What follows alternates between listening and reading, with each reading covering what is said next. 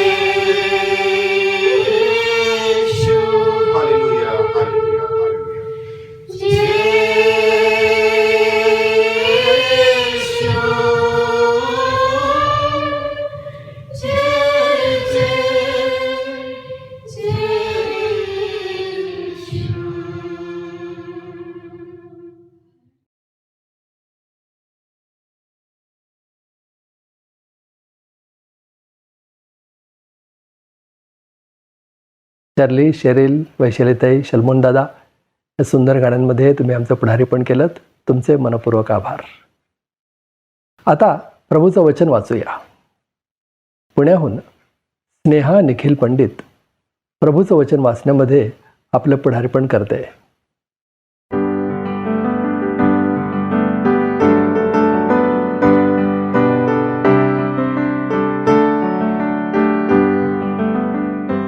पौलाचे फिलेमोनाला पत्र 8 ते 16 ही वचने आपण वाचूया. ह्याकरिता जे योग्य ते तुला आज्ञा करून सांगण्याचे जरी मला ख्रिस्ताद्वारा पूर्ण धैर्य आहे, तरी प्रीतिस्तव विनंती करून सांगणे मला बरे वाटते. मी वृद्ध झालेला पौल आणि आता ख्रिस्त येशूचा बंदीवान, मी बंधनात असता ज्याला आध्यात्मिक जन्म दिला ते माझे लेकरू अनेसिम ह्याच्याविषयी तुला विनंती करीतो. तो पूर्वी तुला निरुपयोगी होता, तरी आता तुला व मलाही उपयोगी आहे. त्याला म्हणजे खुद्द माझ्या प्राणालाच मी तुझ्याकडे परत पाठविले आहे. सुवार्तेमुळे मी बंधनात पडलो असता तुझ्याऐवजी माझी सेवा त्याने करावी म्हणून त्याला जवळ ठेवण्याचे माझ्या मनात होते. तरी तुझ्या संमतीशिवाय काही करणे मला बरे वाटले नाही, ह्यासाठी की तुझा उपकार जुलुमाने झाल्यासारखा नसावा, तर खुशीने केलेला असावा. कदाचित तो तुझ्यापासून ह्यामुळेच काही वेळ वेगळा झाला असेल की त्याने युगानयुग तुझे व्हावे. त्याने आजपासून केवळ दासच नव्हे तर दासापेक्षा श्रेष्ठ म्हणजे प्रिय बंधू असे व्हावे.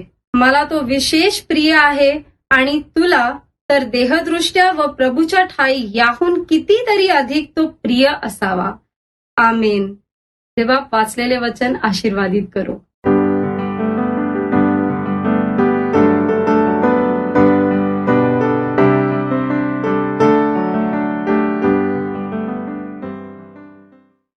स्नेहा, उत्तम प्रकारे प्रभूचं वचन वाचलंस, आपला बहुमूल्य वेळ दिलास, तुझे मनपूर्वक आभार. प्रियजनो, आता संवाद. रेव्हरंड संजय डेव्हिड गायकवाड आपल्याशी काही संवाद साधतायत. बघूया काय म्हणतायत ते.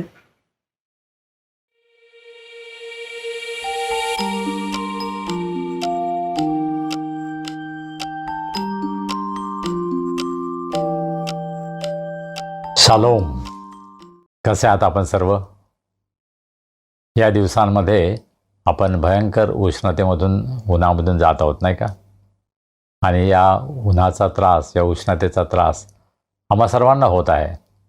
परंतु त्या लोकांविषयी मला अतिशय वाईट वाटतं, ते म्हणजे शेतकरी आणि रस्त्यांवर काम करणारे मजूर, ज्यांना या भयंकर उन्हामध्ये, भयंकर उष्णतेमध्ये सुद्धा बाहेर पडावं लागतं, काम करावं लागतं, घाम गाळावा लागतो.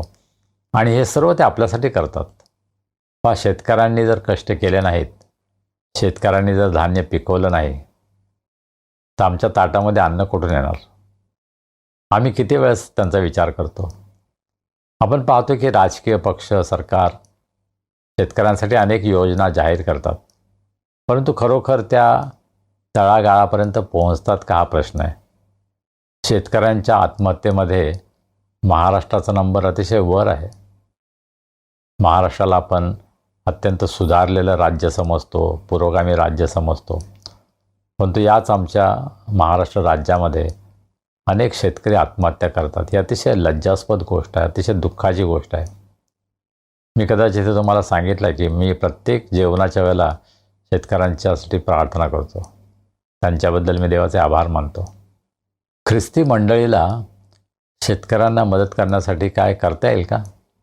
एफिकोर सारख्या काही संस्था आहेत, EFI कमिटी ऑन रिलीफ, की जे खेड्यांमध्ये जाऊन शेतकऱ्यांना कशाप्रकारे मदत करता येईल, त्यांचं जीवनमान उंचावता येईल, त्यांच्या अडचणी सोडवता येतील का, यासाठी प्रयत्न करतात. परंतु आम्हाला हे कबूल करावं लागेल की आमचे प्रयत्न फार तोकडे आहेत. खरं म्हणजे अनेक मंडळांकडे भरपूर पैसा आहे. त्यांनी जर योग्य प्रकारे नियोजन केलं तर आज अनेक शेतकऱ्यांना आम्हाला मदत करता येईल. गेल्या आठवड्यामध्ये मी नाना पाटेकर यांचं भाषण ऐकत होतो. आणि त्यांच्या नाम या संघटनेच्या द्वारे ते अनेक शेतकऱ्यांना मदत करत आहेत. त्यांनी जी सुरुवात केली ती या संस्थेसाठी त्यांनी 1.5 कोटी रुपये दान केले. आणि मग मकरंद अनासपुरे यांच्या मदतीनं आत्महत्याग्रस्त शेतकऱ्यांच्या घरी ते पोहोचले आणि त्या शेतकऱ्यांच्या कुटुंबांना त्यांनी मदत केली. खरं म्हणजे हे काम सरकारचं आहे. सरकारकडं पैसे आहेत, योजना आहेत, यंत्रणा आहेत, परंतु इतका प्रचंड भ्रष्टाचार आमच्या देशामध्ये आहे. त्यामुळं जे खरे गरजू शेतकरी आहेत त्यांच्यापर्यंत हे पैसे, हा निधी पोहोचत नाही. परंतु नाना पाटेकर यांचं भाषण मी ऐकलं, मी खूप प्रभावित झालो. अतिशय पोट तिडकीनं ते बोलत होते. पाणी वाचवण्यासाठी आम्ही कशाप्रकारे प्रयत्न करायला हवेत, आम्ही झाडं लावायला हवीत, निसर्गाचं संगोपन आम्ही करायला हवं, अशा अनेक गोष्टी आपल्या भाषणामधून ते बोलत होते. आणि त्यांनी हे सांगितलं की भाषणं देऊन आणि मोठमोठ्या योजना फक्त जाहीर करून काम होणार नाही. आम्हाला लोकांमध्ये जायला हवं, त्यांच्याबरोबर राहायला हवं, त्यांचं दुःख आम्ही समजून घ्यायला हवं. आणि हे ऐकताना मला असं वाटलं की एक मिशनरी बोलत आहे का? ख्रिस्ती मिशनरी, ख्रिस्ती सुवार्तिकाचं हेच ओझं आहे नाही का, की अत्यंत दुर्गम भागामध्ये तळागाळातल्या लोकांपर्यंत जाऊन ख्रिस्ताची प्रीती त्यांच्यासाठी प्रगट करावी. आणि आज सर्व देशांमध्ये प्रचंड वेगानं सुधारणा होत आहेत, मॉडर्न टेक्नॉलॉजीचा उपयोग होत आहे.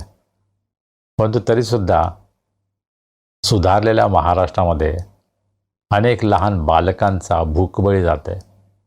माल न्यूट्रिशन, कुपोषणामुळं मेळघाटसारख्या भागामध्ये अनेक बालकं मृत्युमुखी पडत आहेत. आणि सरकार आणि इतक्या संस्था काम करत आहेत, तरीसुद्धा बालकांना वाचवण्यामध्ये आम्ही अपयशी ठरलो आहोत. आणि ही अतिशय दुःखाची गोष्ट आहे आणि महाराष्ट्र राज्यासाठी अतिशय लाजिरवाणी अशी गोष्ट आहे.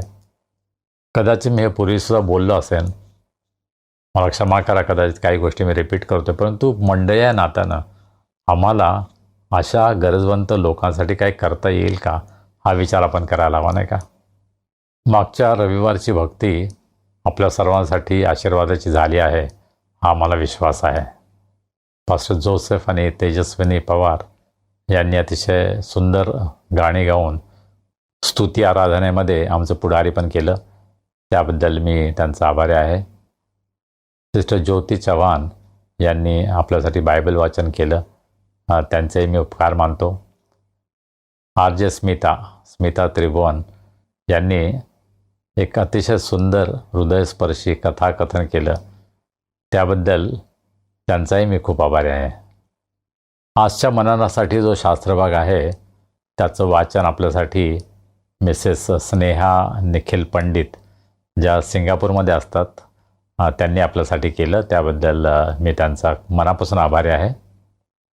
त्या खरं म्हणजे सिंगापूरमध्ये काम करतात परंतु त्या सुट्टीला पुण्याला आल्या होत्या आणि पीटरने मला सांगितलं की त्या बायबल वाचनासाठी उपलब्ध असतील आणि आम्ही त्यांना विनंती केली आणि त्यांनी अतिशय सुंदर रीतीनं शास्त्र वाचन केलं, त्याबद्दल आम्ही त्यांचे आभार मानतो. मागच्या आठवड्यामध्ये रेव्हरंड अभिजित तिवडे यांनी एक सेमिनार घेतलं होतं.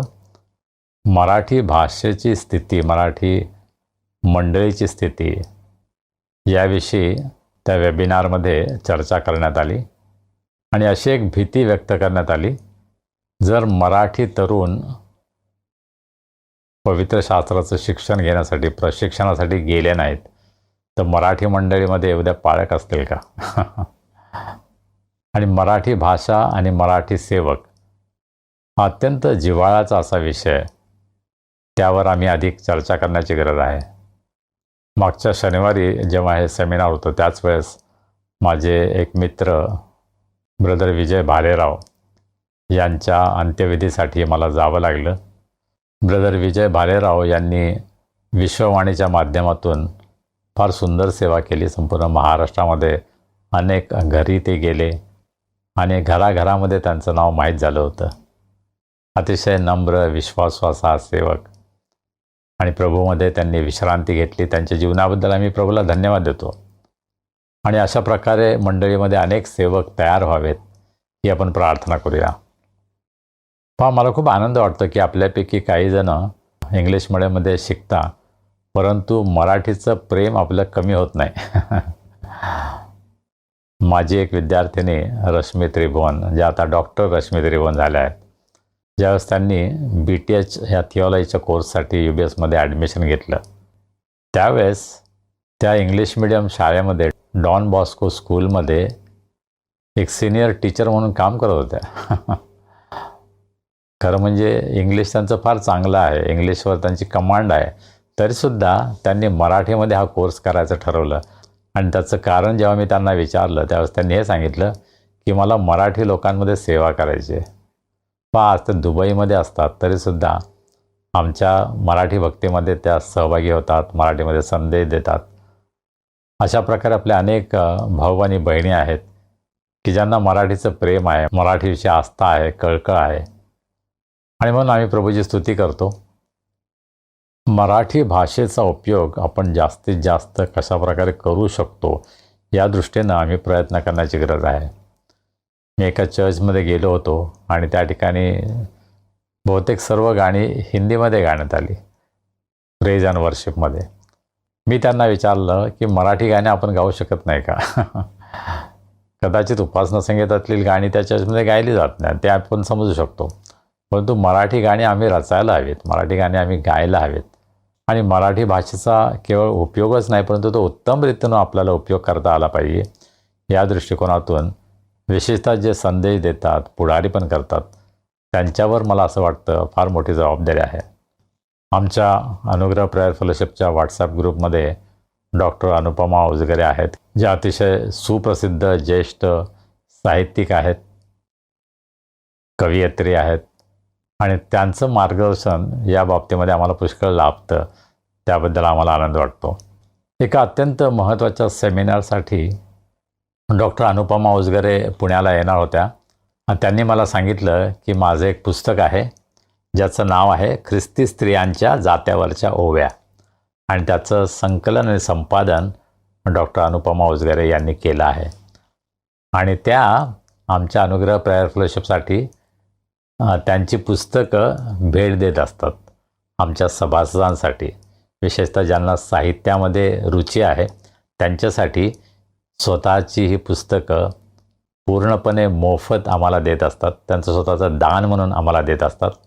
आणि त्याबद्दल आम्ही त्यांचे मनापासून उपकार मानतो. तर स्वारगेटच्या ST स्टँडवर माझी भेट झाली आणि थोडा वेळ आम्ही बोलू शकलो. त्यांनी आमच्यासाठी इतके कष्ट घेतले, 20 पुस्तकं त्यांनी स्वतः ठाण्यावरून पुण्याला त्या घेऊन आल्या आणि पुस्तकं त्यांनी आम्हाला दिली. त्याबद्दल आपल्या सर्वांच्या वतीनं मी त्यांचा आभारी आहे.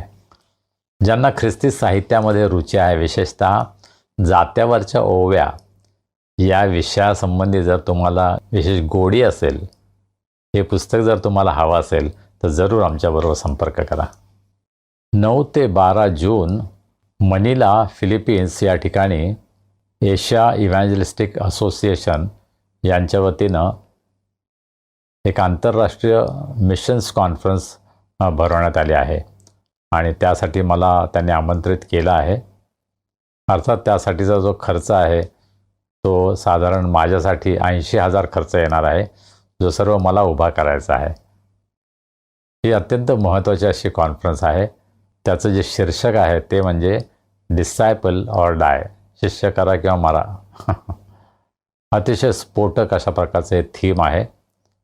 कृपया आपल्या प्रार्थनेमध्ये या कॉन्फरन्सची आठवण ठेवा, माझ्यासाठी प्रार्थना करा. ही कॉन्फरन्स अटेंड करण्यासाठी ज्या पैशांची मला आवश्यकता आहे ते सर्व प्रभूने पुरवावेत, यासाठी माझ्याबरोबर प्रार्थना करा. या भयंकर उष्णतेमध्ये आपली काळजी घ्या. देव बाप तुम्हा सर्वांना आशीर्वाद करो. आता वेळ झाली आहे दानार्पणाची. जगदुद्धारक प्रभू येशूला नित्य मुखे गावे. उपासना संगीतामधलं आपल्या परिचयाचं गीत गाऊया आणि आपलं दान प्रभूच्या चरणी आणूया.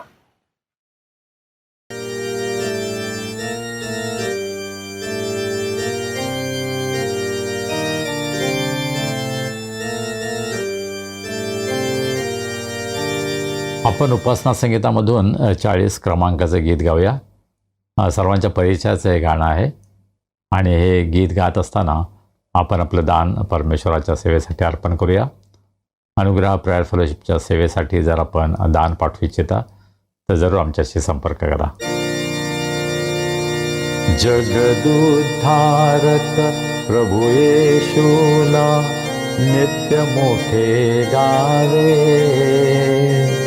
सेवावे करी नयनी बघावे, चित्ताने घ्यावे. परात्पराच्या ज्या शब्दाने विश्वे ही दिसती, आदि अंत भावना ज्यामध्ये अंतर्गत होती. भूत भव्य की वर्तमान हे ज्या प्रभूच्या हाती, देह धराया लावी त्याला पतितांची प्रीती. अनन्य मुचा पिता तारिता, जीवन झाला नता तत्वता. धरणीला स्वर्गता अर्पिता, तयास विसरुने व्यर्थ कशाला लोकी भटकावे. माय सोडुनी शुद्धार्थ बाळे, कोठे मी जावे. चिंतामणी सोडुनी प्रस्तरा, कोणी करी घ्यावे. कामधुधा सोडुनी अजेच्या मागे लागावे. कल्पलता सोडुनी शाल्मली शोधित हिंडावे. नित्यसुधा सोडुनी तुंठीला का स्वीकारावे. सदा पाय येशूचे पुढे मम, अन्य विषय नच सुचे मना मग. जीवित नच हे रुचे तया विण, द्राक्षवेल तो शाखा त्याची, मी मजला ठावे. मी पण गेले ख्रिस्त ख्रिस्त हे या पुढती गावे. आपण आपलं दान प्रभूच्या हातामध्ये सोपूया, प्रार्थना करूया. हे आमच्या अत्यंत प्रेमळ परमेश्वरा, आम्ही तुला मनापासून धन्यवाद देतो, कारण तू आमची काळजी घेतोस, तू आमच्या गरजा पुरवतोस, तू आम्हाला आरोग्य देतोस. तुझे अनेक आशीर्वाद आमच्या जीवनामध्ये तू पाठवतोस. प्रभू, त्या सर्व आशीर्वादांची जाणीव ठेवून अत्यंत अल्प असं दान आज आम्ही तुझ्या भांडारामध्ये आणलं आहे. प्रभू, या दानाचं तू स्वीकार कर, हे आशीर्वादित कर. या दानाचा उपयोग तुझं कार्य या जगामध्ये वाढण्यासाठी, अनेकांना तुझी ओळख होण्यासाठी, गोरगरीब गरजवंत यांच्या गरजा पूर्ण होण्यासाठी आणि अनुग्रह प्रेयर फेलोशिप हा संदेश ऐकणाऱ्या प्रत्येकाच्या जीवनामध्ये प्रभू तुझं महान अद्भुत कार्य होण्यासाठी या सर्व दानांचा उपयोग तू करून घे, अशा आम्ही तुला विनंती करतो. प्रभू, आम्ही तुझ्या वचनाचा अभ्यास करत असताना तुझ्या पवित्र आत्म्याच्या द्वारे तू आमचं मार्गदर्शन कर. तू आम्हाला बोध कर. तुझे मार्ग आम्ही समजून घ्यावेत, त्या मार्गामध्ये आम्ही चालावं, यासाठी प्रभू आम्हा सर्वांचं सहाय्य कर. आम्ही सर्वजण स्वतःला तुझ्या हातामध्ये सोपवतो. प्रभू, तू आम्हाला चालव. तारणारा प्रभू येशू ख्रिस्त याच्या नावाने आम्ही ही प्रार्थना करतो, म्हणून तो ऐक. आमेन. आता वेळ झाली आहे देवाचा संदेश ऐकण्याची. फिलेमोनाचं पत्र याचा सध्या आपण अभ्यास करतोय ना. आज भाग 5. रेव्हरंड संजय डेव्हिड गायकवाड आपल्या सगळ्यांचे आवडते देवाचे सेवक प्रभूचं मार्गदर्शन आपल्याला ह्या शास्त्रवचनातून करतायत.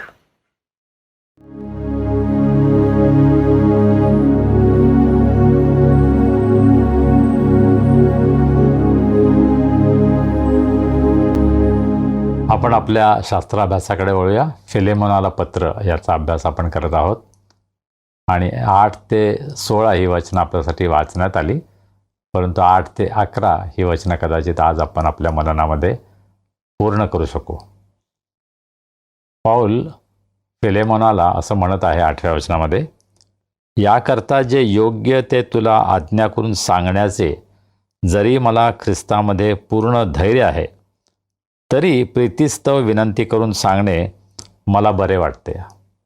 पौलाचं आणि फिलेमोनाचं फार सुंदर नातं आहे आणि त्या नात्याची वेगवेगळी अंग या फिलेमोनाला लिहिलेल्या पत्रामध्ये हळूहळू उलगडत जातात हे आपल्याला पाहायला मिळतं. सुरुवात करताना पौल असं म्हणतो, आमचा प्रिय सहकारी फिलेमोन. मग 4थ्या आणि 5व्या वचनामध्ये तो सांगतो की मी आपल्या प्रार्थना सर्वदा तुझी आठवण करतो आणि देवाचे उपकारस्तुती करतो. त्याच्याविषयी त्याला अतिशय आनंदाने त्याचं मन भरलेलं आहे. आणि मग 7व्या वचनामध्ये फिलेमोनाविषयी बोलताना पौल असं म्हणतो, तुझ्या प्रीतीने मला फार आनंद झाला आणि माझं सांत्वन झालं. आणि मग शेवटी 7व्या वचनामध्ये तो असं म्हणतो, कारण हे बंधू तुझ्याकडून पवित्र जनांच्या जीवाला विश्रांती मिळाली आहे. God's people are refreshed because of you. फार सुंदर साक्ष फिलेमोनाविषयी पौल देत आहे. आणि मग 8व्या वचनामध्ये आल्यानंतर तो असं म्हणतो की जे योग्य ते तुला आज्ञा करून सांगण्याचं जरी मला धैर्य आहे. पौलाचं फिलेमोनाबरोबर जे नातं होतं ना, त्या नात्यामध्ये त्याला तो अधिकार होता की तो फिलेमोनाला अतिशय स्पष्टपणे, अतिशय धाडसानं, अतिशय अधिकारानं सांगू शकत होता की काय तू करायला पाहिजे. जे योग्य ते करण्यासाठी मी तुला सांगू शकतो, हा अधिकार मला आहे, हे धैर्य मला आहे, अशा प्रकारे पौल स्वतःविषयी सांगतो. त्याच्यामधून त्यांचे संबंध किती चांगले होते. पौलाला भीती वाटत नाही, काळजी वाटत नाही. मी जर असं बोललो त्याला वाईट वाटेल, हा दुखावला जाईल, त्याचं जे कॉन्ट्रीब्युशन आहे ते बंद करेल. फिलेमोन अतिशय श्रीमंत होता. त्याच्याकडं नोकर चाकर होते, त्याच्याकडं मोठं घर होतं ज्या घरामध्ये भक्ती बरत होती. आणि फिलेमोनाची मर्जी राखण्याचा पौल प्रयत्न करत नाही आहे. तो सांगतो की मला पूर्ण अधिकार आहे, मला धैर्य आहे की मी तुझ्याशी बोलू शकतो, तुला सांगू शकतो. मी विचार करतो की पौलाला हे धैर्य कुठून मिळालं बरं. मला असं वाटतं की मंडळीमध्ये जी सहभागिता आहे, पौल मंडळीचा पुढारी होता, तो मिशनरी होता, तो पाळक होता, तो सेवक होता आणि त्याने अनेकांना सेवेमध्ये तयार केलं होतं. आणि फिलेमोन त्यापैकीच एक होता की जो पौलाच्या मार्गदर्शनाखाली सेवेसाठी तयार झाला होता आणि त्याच्या घरामध्येच मंडळी भरत होती. आणि म्हणून त्यांचं जे हे आध्यात्मिक त्यांचा नातेसंबंध आहे ना, त्यामुळं पौल हे धाडस करू शकतो. पौलामध्ये आणि फिलेमोनामध्ये फक्त औपचारिकता नव्हती. तो आमच्या मंडळीचा फार महत्त्वाचा सदस्य आहे, तो फार श्रीमंत आहे, तो मोठ्या पदावर आहे आणि म्हणून मी त्याला नेहमी साहेब साहेब म्हणायला पाहिजे, त्याची प्रशंसा करायला पाहिजे, त्याच्या पुढं पुढं करायला पाहिजे, त्याचं नेहमी कौतुक करायला पाहिजे. असं नाही पौलाला वाटलं. पौल अतिशय प्रांजळपणे, अतिशय प्रामाणिकपणे सांगतो की तुला मी अधिकाराने सांगू शकतो, पण मी ते सांगणार नाही. अधिकार वापरण्यापेक्षा त्याने दुसरी गोष्ट वापरली आणि ती आपल्याला पुढच्या वचनामध्ये पाहायला मिळते. तो म्हणतो मी तुला प्रीतीनं सांगतो. अधिकारापेक्षा प्रीती श्रेष्ठ आहे, प्रीती महत्त्वाची आहे. हे पौल आपल्या जीवनामधून फिलेमोनासमोर सांगत आहे आणि सर्व मंडळीला आणि आज आम्हा सर्वांना, सर्व जगाला जणू काय पौल सांगत आहे, हा मला अधिकार आहे, पण तो अधिकार मी वापरणार नाही, मी प्रीतीने गोष्ट करेन. पौल म्हणतो की मी तुला आज्ञा करू शकतो. I can command. मी तुला आदेश देऊ शकतो की हे झालं पाहिजे, मी येणार आहे, असं काम कर. तो कोणाविषयी सांगत आहे त्याकडे आपण थोड्याच वेळात वळूया. परंतु पौलाचं आणि फिलेमोनाचं जे नातं आहे त्यामध्ये त्याला तो अधिकार होता की तो आज्ञासुद्धा करू शकला असता. पौल त्याच्या काळातला अत्यंत महत्त्वाचा मंडळीचा पुढारी होता. आणि माझ्या मनामध्ये पौलाची जी प्रतिमा आहे ना, मला माहीत आहे तुमच्या मनामध्ये काय, परंतु पाऊल अतिशय सडेतोड, कठोर, अतिशय शिस्तबद्ध, अगदी कडक स्वभावाचा मनुष्य होता असं एक सर्वसाधारण चित्र मला आढळतं. त्याच्या पत्रांमधून त्याची जी भाषा आहे त्यामधून आम्हाला हे वाटतं की तो अतिशय शिस्तबद्ध आणि कडक असा प्रवृत्तीचा मनुष्य होता. परंतु फिलेमोनाला लिहिताना तो म्हणतो की मला जरी अधिकार आहे आज्ञा देण्याचा तरी मी ते करणार नाही. आपला अधिकार कधी नाही वापरायचा हे सुद्धा सेवकाला, जो खरा देवाचा सेवक आहे, जो खरा नम्र आहे, त्याला ठाऊक असतं. आजकाल जगामध्ये आम्हाला वेगळं दिसतं. आम्ही जे सेवक आहोत आम्हाला असं वाटतं माझा अधिकार आहे, मी लोकांना सांगायला पाहिजे, आज्ञा करायला पाहिजे. एकदा माझी स्कूटर रस्त्यामध्ये बंद पडली आणि मग मी माझ्या बायबल कॉलेजच्या विद्यार्थ्यांना फोन केला की मला तुमची मदत हवी आहे, कृपा करून तुम्ही याल आणि मला मदत कराल का, पेट्रोल माझ्यासाठी घेऊन या. ते म्हटले सर तुम्ही नुसता आदेश द्या, तुम्ही नुसती कमांड द्या, आम्ही ते करू. होय, कदाचित मी आज्ञा करू शकलो असतो, परंतु तो माझा स्वभाव नाही. तुमच्या पदाचा उपयोग लोकांवर अधिकार गाजवण्यासाठी, लोकांवर कोणत्याही प्रकारचा दबाव आणण्यासाठी, रुबाब करण्यासाठी आपण वापरायला नको. आम्ही जरी फार मोठ्या पदांवर असलो तरीसुद्धा ज्यांच्यामध्ये आपण सेवा करतो त्यांच्याशी आमचे संबंध नम्रतेचे असले पाहिजेत. तर पाऊल काय म्हणतो, प्रीतिस्तव विनंती करणं मला योग्य वाटतं. जरी मला ख्रिस्तामध्ये पूर्ण स्वातंत्र्य आहे, धैर्य आहे, तरीसुद्धा प्रीतिस्तव विनंती करून सांगणं मला बरं वाटतं. दोन गोष्टी पाऊल सांगतो. मला विनंती करायचे आणि ते प्रीतीने करायचे. मला खोटी खोटी नाही विनंती करायची, फक्त वरवरचं दाखवायचं नाही. नम्रता फक्त वरवर देखावा करण्यासाठी नाही. आणि आमच्यापैकी अनेक जण असं करतो नाही का, आम्ही चर्चमध्ये आलो की एकदम इतके नम्र होऊन जातो. चर्चच्या बाहेर पाऊल पडलं की आमचा खरा स्वभाव आम्ही दाखवतो. तुला बघतोच आता मी. चर्चमध्ये अतिशय नम्रपणे आपण एकमेकांना हालेलुया, प्रेज द लॉर्ड वगैरे असं म्हणतो, परंतु चर्चच्या बाहेर आल्यानंतर पुष्कळदा आमची प्रवृत्ती बदलते, आमची वृत्ती बदलते, आमचा स्वभाव बदलतो. पाऊल म्हणतो प्रीतिस्तव विनंती करणं मला बरं वाटतं. पाऊलानं अधिकार वापरण्यापेक्षा, आज्ञा करण्यापेक्षा प्रीतीनं विनंती करणं हे निवडलं. आणि तुम्हाला आणि मला रोज अशा प्रकारे निर्णय घ्यावा लागतो, निवड करावी लागते की आमच्याबरोबर काम करणारे जे लोक आहेत, कदाचित आमच्या हाताखाली काम करतात, कदाचित अतिशय साधं असे काही कामं करतात, त्यांच्याप्रती आमची प्रवृत्ती कशी आहे. मग आमच्या घरामध्ये काम करणारी बाई असेल, आमच्या सोसायटीमध्ये काम करणारा वॉचमन असेल, आमच्या सोसायटीमध्ये झाडू मारणारी एखादी झाडूवाली असेल, त्यांच्याप्रती आमची प्रवृत्ती कशी आहे. सर्वसाधारणपणे आम्ही आज्ञा करतो नाही का, हे काम कर, हे तसं कर. कधी असं म्हटलं तुम्ही, प्लीज तुम्ही एवढं काम कराल का? तुम्ही मला काय वेळ लागलाय का या लोकांशी असं बोलता येतं का, त्यांना त्यांच्या भाषेतच सांगावं लागतं? नाही, आम्हाला ख्रिस्ती नात्यानं प्रीतीनं विनंती करणं हे शिकायला हवं.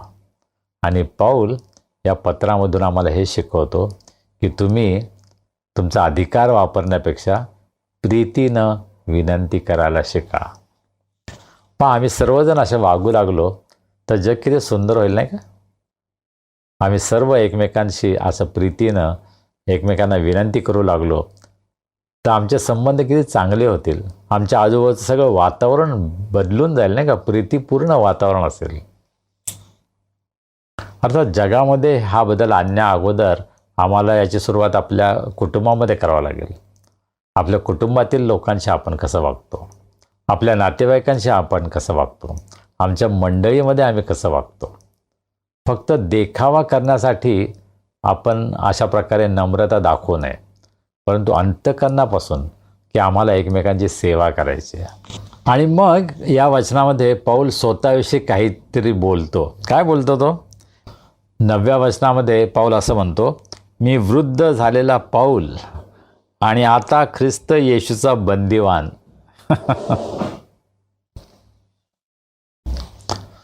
स्वतःविषयी 2 गोष्टी सांगतो की मी आता वृद्ध झालेलो आहे, मी आता म्हातारा झालेलो आहे. आणि दुसरी गोष्ट, मी सध्या बंदिवान आहे, मी तुरुंगात आहे. पण सर्वसाधारणपणे कोणालाही या 2 गोष्टी सांगायला आवडत नाही. मी म्हातारा झालो आहे हे कबूल करायला आम्हाला आवडत नाही. आणि म्हणून आम्ही तरुण कसे आहोत हे दाखवायचा आम्ही जास्तीत जास्त प्रयत्न करतो, नाही का?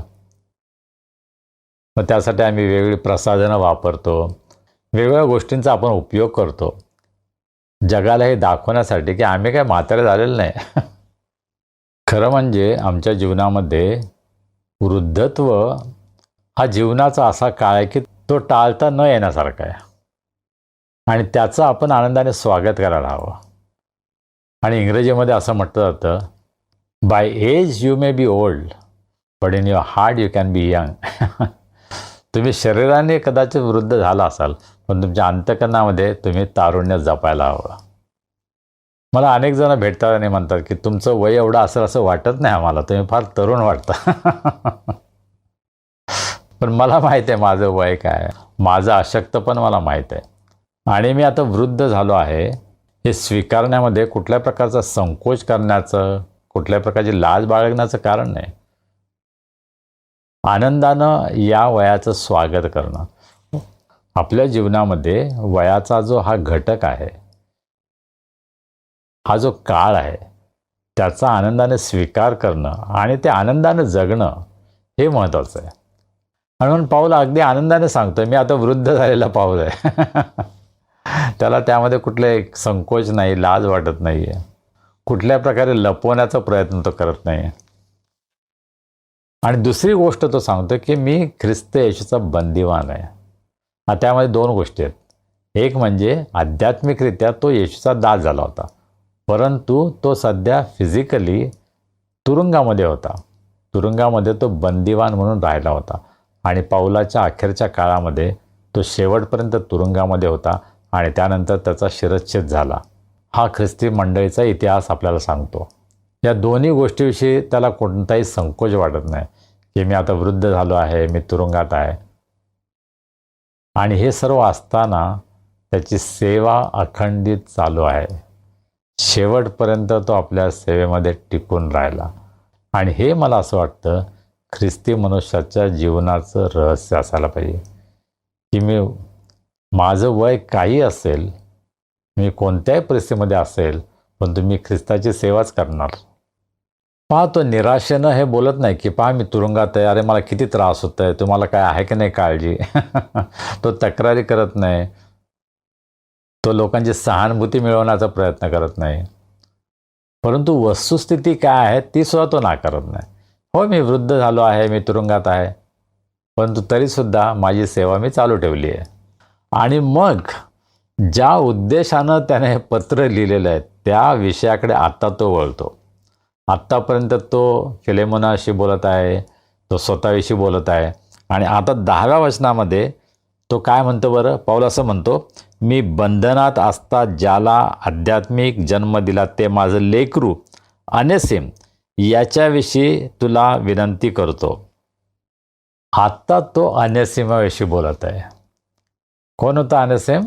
एक गुलाम होता, पळून गेलेला गुलाम, कायद्याच्या दृष्टीनं गुन्हेगार. तुरुंगामध्ये होता तो. तुरुंगामध्येच कदाचित पाऊलाची आणि त्याची भेट झाली. पाऊलाने त्याला सुवार्थ सांगितली, त्याने सुवार्थेवर विश्वास ठेवला, त्याचा नवा जन्म झाला, त्याचं जीवन बदलून गेलं. मग पाऊल तुरुंगामध्ये होता म्हणून तो दुःख करत बसला नाही. तो कुणाला दोष देत बसला नाही, तक्रारी करत बसला नाही, कुरकुर करत बसला नाही. त्याने आपली सेवा तिथं चालू ठेवली आणि अतिशय अद्भुत रीतीनं पाऊलाची सेवा देवानं आशीर्वादित केली. तुरुंगामध्ये असताना त्याने सुवार्थ सांगितली आणि प्रभूच्या विश्वासामध्ये अनेकांचा नवा जन्म झाला. हा किती अद्भुत आहे नाही का?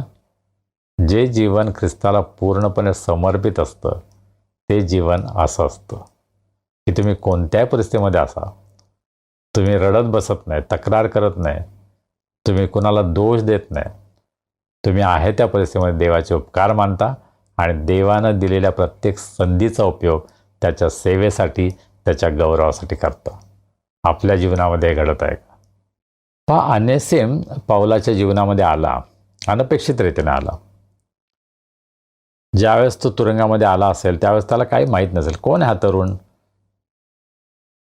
काय ह्याने गुन्हा केला असेल. परंतु हळूहळू त्याची माहिती त्याला समजली असेल आणि मग त्याला समजलं असेल हा फिलेमोनाच्या घरामध्ये नोकर होता, तिथं तो दास होता, तिथं तो गुलाम होता, तिथून हा पळून आलेला आहे. परंतु पाऊल त्याला प्रेमानं जवळ घेतो, सुवार्ता सांगतो. त्याचं तारण होतं, तो येशूचा शिष्य होतो. आणि म्हणून पाऊल काय म्हणतो, तू माझं लेकरू आहेस. पाऊलाच्या सेवेच्या द्वारे त्याचे अनेक आध्यात्मिक नातेसंबंध निर्माण झाले होते. अनेक भाऊ, अनेक बहिणी ख्रिस्तामध्ये विश्वासाने त्याला मिळाले होते. आणि आता अनेसिम जो आहे तो त्याचा विश्वासाचा पुत्र आहे. त्याने त्याला सुवार्ता सांगितली, त्याने येशूवर विश्वास ठेवला, त्यामुळं तो त्याचा विश्वासाचा पुत्र आहे. म्हणतो माझं लेकरू. हा फार अद्भुत गोष्ट आहे. तुम्ही विचार करा त्या काळाचा. अनेसिम हा पळून गेलेला गुलाम आहे. त्याला देहदंड झाला असता, त्याला भयंकर शिक्षा झाली असते, तो तुरुंगामध्येच आयुष्यभर सडलासुद्धा असता. परंतु पाऊलाच्या द्वारे त्याचं परिवर्तन झालं आणि मला असं वाटतं की पाऊलाच्या प्रभावामुळे त्याची सुटकाही झाली होती. आणि आता पाऊल त्याला परत आपल्या धन्याकडं म्हणजे फिलेमोनकडं पाठवत आहे. आणि त्याची तयारी जणू काय इतक्या वेळ पाऊल करत होता. त्याला अनेसिमाविषयी बोलायचं आहे, परंतु तो आधी फिलेमोनाविषयी बोलतो, त्याच्या अंतःकरणाची तयारी करतो. माझे आणि तुझे संबंध किती चांगले आहेत याची पुन्हा एकदा तो जणू काही उजळणी करतो, आठवण करून देतो. आणि मग अनेसिमाचा विषय तो काढतो. पण यामध्ये पाऊल अतिशय डिप्लोमॅटिक आहे, नाही का. आपल्या पत्रामध्ये तो सुरुवातीलाच म्हणत नाही, हे बघ मी अनेसिमला पाठवतोय तुझ्याकडं, तू त्याची काळजी घे, उगीच त्याच्यावर चिडू नकोस. तो सांगू शकला असता, पण त्याने तसं केलं नाही. पाऊल फिलेमोनाशी फार चांगल्या गोष्टी बोलतो. मी तुझ्यासाठी प्रार्थना करतो, तुझं जीवन फार चांगलं आहे, अशा प्रकारे त्याची तो प्रशंसा करतो, वाहवा करतो, कौतुक करतो. आणि मग आपल्या मुख्य विषयाकडे बोलतो. त्याची जी विनंती आहे की अनेसिमाविषयी त्याला विनंती करायची आहे. अनेसिमासाठी तो रदबदली करत आहे. आणि आता अनेसिमाविषयी बोलताना पाऊल असं म्हणतो, तो पूर्वी तुला निरुपयोगी होता, तरी आता तुला व मलाही उपयोगी आहे. पण अनेसिमचं जीवन असं झालं होतं की तो पळून आला होता, तो एक गुन्हेगार होता, क्रिमिनल होता, तो तुरुंगामध्ये होता. आणि त्याच्याकडं पाहिल्यानंतर कोणी त्याच्यापासून काय अपेक्षा करणार नाही. ह्याचा काय उपयोग मला, आता काही कामाचा नाही, ही इज युसलेस, अशा प्रकारे कोणी म्हटलं असतं. पाऊल काय म्हणतो, तो निरुपयोगी होता, पण आता तो तुला आणि मलाही उपयोगी आहे. का बरं? कारण ख्रिस्तानं त्याचं जीवन बदलून टाकलेलं आहे. मग ख्रिस्त एखाद्या माणसाचं जीवन बदलतो ना, त्यावेळेस ते जीवन निरुपयोगी राहतच नाही. ते जीवन उपयोगी होतं, अनेकांच्या उपयोगासाठी, केवळ आपल्या कुटुंबासाठी नाही, केवळ मंडळीसाठी नाही, परंतु ज्या कोणाच्या संपर्कामध्ये ती व्यक्ती येते त्यांच्यासाठी ती व्यक्ती उपयोगी बनते. आणि देवाची तुमच्यासाठी आणि माझ्यासाठी इच्छा आहे की आम्ही इतरांसाठी उपयोगी बनावं. आम्ही असे आहोत का की आमचं जीवन स्वार्थाने इतकं भरलेलं आहे की आम्ही फक्त आपल्या कुटुंबाचा विचार करतो, फक्त आपल्या मित्रांचा विचार करतो, जास्तीत जास्त आपल्या मंडळीचा विचार करतो, पण त्या पलीकडे आम्ही जाऊ शकत नाही. देवाची इच्छा आहे की आम्ही अनेकांसाठी उपयोगी असं व्हावं. देवाच्या हातामध्ये उपयोगी पात्र बनण्यासाठी देवानं तुम्हाला आणि मला निवडलेलं आहे. पण देवानं हे अद्भुत कार्य आम्हा प्रत्येकाच्या जीवनामध्ये केलं आहे. जर आम्ही स्वतःचं जीवन प्रभूच्या हातामध्ये सोपवलं आहे, तर पूर्वी आम्ही जरी निरुपयोगी होतो तरी आता आम्ही देवामुळे देवासाठी उपयोगी झालो आहोत. आणि हा आमच्या जीवनामधील आशीर्वाद आम्हाला सर्वांना वाटायचा आहे. खरं म्हणजे हे पत्र जे आहे ना, ते देवाचा आणि आमचा संबंध आणि तारणाचं कार्य आमच्या जीवनामध्ये याच्याशी फार सुंदर आमच्यासमोर चित्र उभं करतं. अनेसिम हा आपल्या धन्यापासून पळून गेलेला एक गुलाम होता. आणि तुम्ही आणि मी, आमची स्थिती ती आहे. आम्ही देवापासून दूर गेलेलो होतो. आम्ही आपल्या स्वर्गीय पित्याला विसरलो होतो. त्याच्याविरुद्ध आम्ही बंड केलं होतं, आम्ही पाप केलं होतं, त्याच्या आज्ञा आम्ही मोडल्या होत्या. परंतु ख्रिस्ताची सुवार्ता आम्हाला ऐकायला मिळाली. देवानं आमचं परिवर्तन केलं. ज्या प्रकारे फिलेमोन आणि अन्यसेम यांचा समेट झाला, त्या प्रकारे देवाचा आणि आमचा समेट झाला. आम्ही देवाची मुलं झालो आणि मग देवासाठी आम्ही उपयोगी ठरू शकतो ज्यावेळेस आम्ही आपलं संपूर्ण समर्पण त्याला करतो. आणि देवाची तुमच्यासाठी माझ्यासाठी ही इच्छा आहे की आम्ही देवासाठी उपयोगी ठरावं. आपली तयारी आहे की देवासाठी मी उपयोगी ठरावं. देव बाप आम्हा सर्वांना आशीर्वाद करो. आमेन. प्रार्थना करूया. सर्व समर्थ जिवंत प्रभू परमेश्वरा, आम्ही तुझे मनापासून उपकार मानतो आज तुझ्या उपस्थितीमध्ये तुझी स्तुती आराधना करण्यासाठी, तुझ्या वचनावर मनन करण्यासाठी तू आमचं सहाय्य केलंस. तुझी कृपा तू आम्हाला पुरवलीस. प्रभू, तुझं वचन जे आमच्याकडं आलं आहे त्यावर आम्ही अधिक विचार करावा, मनन करावं आणि त्या वचनाप्रमाणे आमच्या जीवनामध्ये आम्ही आज्ञापालन करावं. यासाठी प्रभू आम्हा सर्वांचं तू सहाय्य कर. आमच्यामध्ये कोणी निराश आहेत, दुःखी आहेत, आजारी आहेत, संकटात आणि त्रासात आहेत. प्रभू, आम्ही त्यांना तुझ्या दयासनासमोर उंच करतो. आम्ही प्रार्थना करतो, आज तू त्यांची भेट घे, त्यांना आरोग्य दे, तुझी शांती, तुझा आनंद त्यांच्या जीवनामध्ये त्यांना अनुभवास येऊ दे. त्यांच्या सर्व दुःखात, त्रासातून, संकटातून त्यांना तू बाहेर काढ आणि प्रभू तू त्यांची काळजी घे. आज आम्ही विशेषरीत्याने मणिपूरसाठी प्रार्थना करतो. गेल्या काही दिवसांमध्ये त्या ठिकाणी 3 बालकांची हत्या झाली.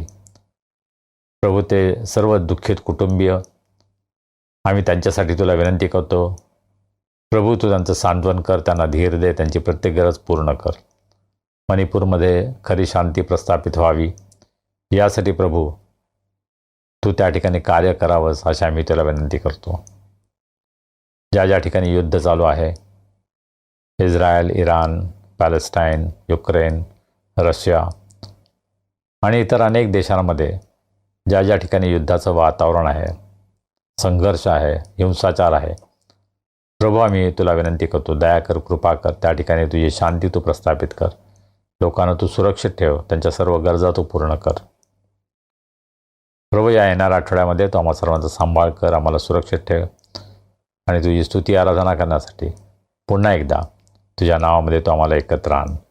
मान, महिमा, गौरव आम्ही तुला देतो आणि प्रार्थना तारणारा प्रभू येशू ख्रिस्त याच्या नावाने आम्ही करतो म्हणतोय, आमेन. प्रभूनं शिकवलेली प्रार्थना करूया. हे आमच्या स्वर्गातील बापा, तुझे नाम पवित्र मानले जावो, तुझे राज्य येवो, जसे स्वर्गात तसे पृथ्वीवरही तुझ्या इच्छेप्रमाणे हो. आमची रोजची भाकर आज आम्हास दे. जसे आम्ही आपल्या अपराधांची क्षमा करतो तशी तू आम्हाला आमच्या अपराधांची क्षमा कर आणि आम्हास परीक्षेत आणू नकोस, तर आम्हास वाईटापासून सोडव. कारण की राज्य, सामर्थ्य आणि गौरव ही सर्व काळ तुझीच आहेत. आमेन. आणि आता देव बापाची प्रीती, प्रभू येशू ख्रिस्ताची कृपा, पवित्र आत्म्याची सहभागिता, शांती, आनंद आणि आरोग्य आम्हा सर्वांसह आमच्या प्रियजनांबरोबर, देवाच्या सर्व लोकांबरोबर आता आणि सदा सर्व काळ असो. आमेन.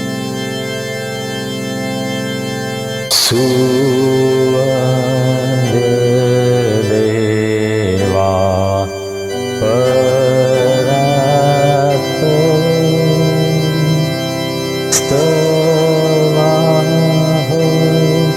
त्याला खालीव तो बाप पुत्र आत्माजा त्रेक्याला द्या अनंत मान. आमेन.